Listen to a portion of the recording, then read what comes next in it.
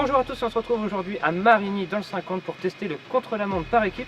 On a déjà pu tester le contre-la-montre individuel au col de Berjoux. Et bien aujourd'hui, on est sur le duo normand et on va faire ça en team. Allez, c'est parti! Il existe en Normandie plusieurs épreuves immanquables au calendrier et le contre-la-montre de fin de saison du duo normand en fait partie. Avant tout une épreuve destinée aux amateurs, elle a depuis maintenant plus de 20 ans ouvert ses portes aux professionnels et elle est maintenant au calendrier UCI European Tour 1.1. Chaque année des dizaines d'équipes pro viennent affronter ce que l'on appelle l'enfer normand et vous allez comprendre pourquoi. Presque 400 équipages partent toute la journée à l'assaut des 54 km et demi que compose ce contre-la-montre. Un parcours loin de tout repos, mais ça on le découvrira sur place car nous, il a été impossible de réaliser une reconnaissance en amont.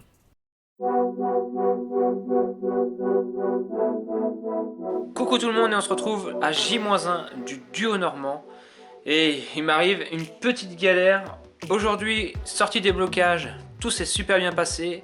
Et au bout des 10 derniers kilomètres, panne de dérailleur arrière sur le Borman, sur le vélo que j'avais déjà utilisé durant le col de Berjoux et le trio normand. Et là, je sais pas du tout ce qui arrive, mais le dérailleur arrière marche un coup sur deux. Par petite fréquence, il va marcher, puis d'un seul coup, plus de son, plus d'image. Et là, on est le soir, on est à H-1 de partir à l'hôtel pour rejoindre Marigny. Et bah, j'ai plus de vélo de contre-la-montre. Solution B, au moins utiliser les seuls éléments aéros que je peux récupérer de ce Borman, c'est-à-dire les roues Elite 9, donc les roues Borman Air. C'est vraiment la seule chose que je peux faire. Ça va être un vélo qui va même pas être préparé, rien. Tout juste ajusté, on finira les réglages demain matin, juste avant le duo. Donc, bienvenue à mon nouveau vélo qui est juste ici. Mais ça, vous le verrez dans la suite de la vidéo. Allez, on se retrouve sur le duo normand.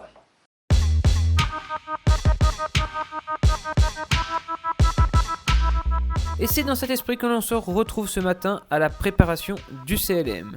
Tout est prêt sauf le vélo.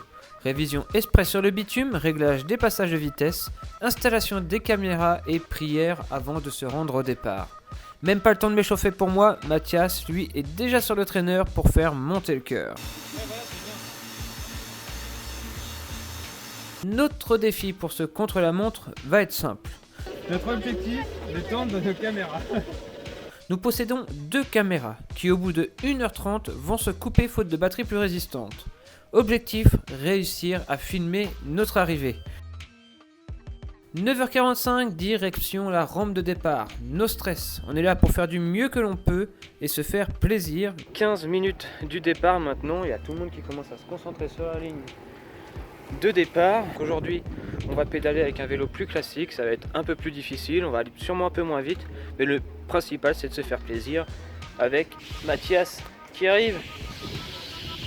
Allez, il nous reste un quart d'heure à patienter, c'est vraiment le quart d'heure un peu le plus long parce qu'on peut plus trop s'échauffer, on est obligé de rester dans le coin, donc on a beau s'être échauffé juste avant, bah, le cœur lui il redescend, donc on va partir avec un cœur assez bas. De toute façon, il y a 54 km, donc on a le temps de remonter un peu les pulsations. On rappelle, le parcours assez piégeant, le début est assez plat, puis ça finit vraiment sur des montagnes russes, donc il va falloir en garder sur la fin. Il va falloir préférer en garder jusqu'au 28e km, et au partir du 28e km, s'il nous reste des jambes, commencer à mettre petit à petit jusqu'à temps d'atteindre la boucle finale qui fait, elle, 12 km, et où vraiment là, il faudra tout donner. De toute façon, on est à deux, on est là pour se prendre des relais, donc ça va aller. 10h, l'équipe juste avant nous descend de la rampe, c'est à notre tour d'y monter.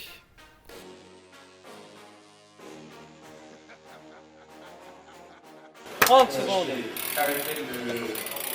10, 5, 4, 3, 2, 1, top !»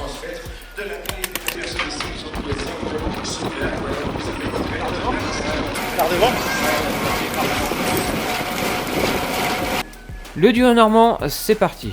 Je vous ai ajouté quelques données à l'écran pour vous rendre compte des vitesses et de l'élévation. Et en bas à gauche, vous avez l'indicateur de batterie restante. Rappelez-vous, arrivez avant qu'elle soit vide. 54,5 km à parcourir, notre stratégie est assez simple. Mathias doit me prendre des relais le plus longtemps possible. L'idéal jusqu'à la partie vallonnée située au kilomètre 28. Après, on fera les comptes. La première partie est assez facile et on roule bien. Après un petit faux plat montant, place à des grandes routes, ligne droite au relief avantageux, ce qui permet une progression rapide. Les relais s'enchaînent à 40 km/h de moyenne. Nous sommes partis très fort. Trop fort, ça, on le verra d'ici quelques minutes. Malgré la vitesse et l'excitation de faire un bon temps, il ne faut pas pour autant tout donner et ne pas oublier de s'hydrater, de gérer son effort, et c'est ce qui est le plus compliqué sur ce type d'exercice. On a juste envie de tout donner, mais 54 km, croyez-moi, dans ces conditions, c'est très long. Les 20 premiers sont assez idéales. Vent favorable, relief favorable, les villages s'enchaînent ainsi que les relais.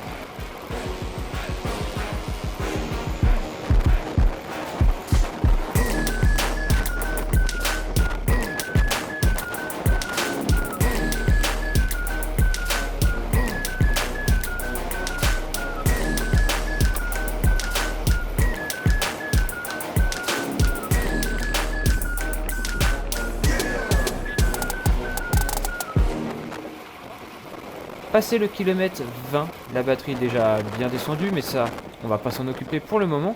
Mais l'épreuve évolue. Après un virage à gauche assez serré, changement de cap et vent dans la face. Et le relief devient un peu moins favorable.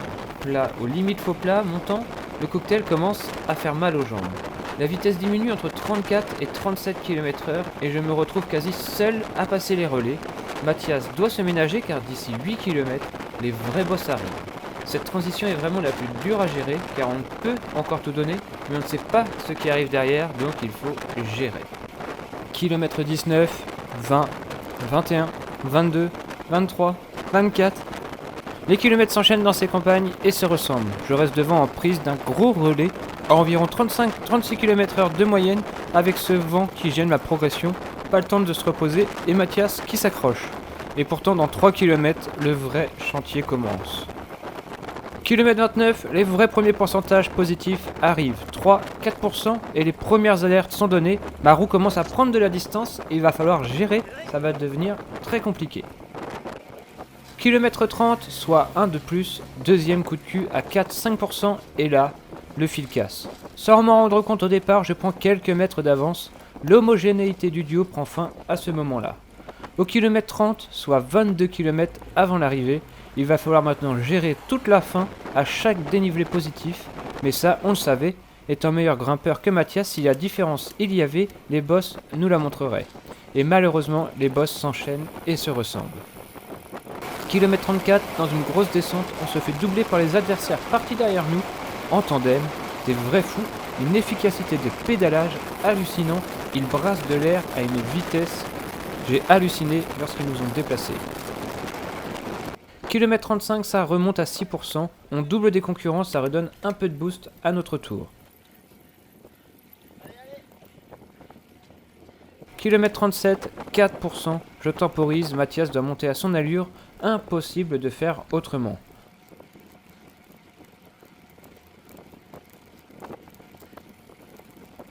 Ce qui m'inquiète le plus à ce moment, c'est le niveau de batterie qui est fort descendu.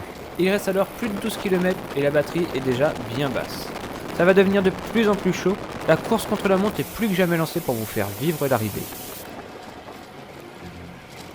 Mais le circuit final approche, on revient très rapidement maintenant sur Marigny, où nous attend une dernière boucle de 12 km, soit un aller-retour. Plus de voitures suiveuses, on risque de croiser beaucoup d'autres coéquipiers, cela va motiver les troupes, on y croit. Passage dans Marigny, la foule et l'ambiance est là. C'est toujours un plaisir de réaliser ce genre d'épreuve pour ce type de moment. Une belle réussite, cette organisation. Le final n'est pas le plus facile. Un long faux plat montant puis descendant et rebelote dans l'autre sens. Il ne va pas falloir exploser ici, au contraire, c'est le moment de reprendre du temps. On voit au loin des équipages qui sont cuits, à nous de les récupérer un par un. Allez Mathias. Je vais mourir.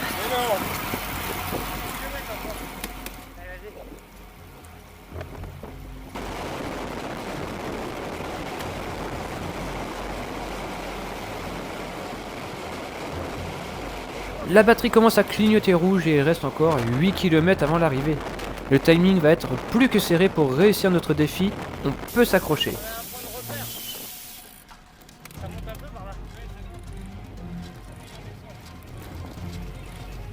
50 km, dernier faux plat montant, plus que 4 petits kilomètres avant de voir l'arrivée. La batterie est quasiment plus existante, ça clignote de plus en plus dans le rouge et Mathias aussi. 51 km, plus que 3,5, ça commence à redescendre sur Marigny, ça sent bon. 52 km, plus que 2 km et demi. On rattrape un équipage, ça rebooste mais... Oh non, la batterie lâche. À 1 km de l'arrivée, plus de son, plus d'image, défi loupé. Et ce n'est que 3 minutes et 50 secondes plus tard que l'on retrouve enfin une image, celle de notre arrivée. On l'aura eu mais filmée de derrière les barrières, dans le public. 3 minutes et 50 secondes de plus que notre objectif, ce n'est pas grand chose en plus, mais suffisant pour ne pas filmer l'accélération finale, c'est dommage. Et voilà, l'effort est terminé. Alors au niveau du temps, on a mis 1h34 quasiment pour réaliser ce duo normand. C'était pas si facile que ça au final. Mais un temps tout de même assez correct au vu des conditions. 1h33 minutes et 50 secondes pour être exact, ce qui nous fait une moyenne de 34,6 km/h.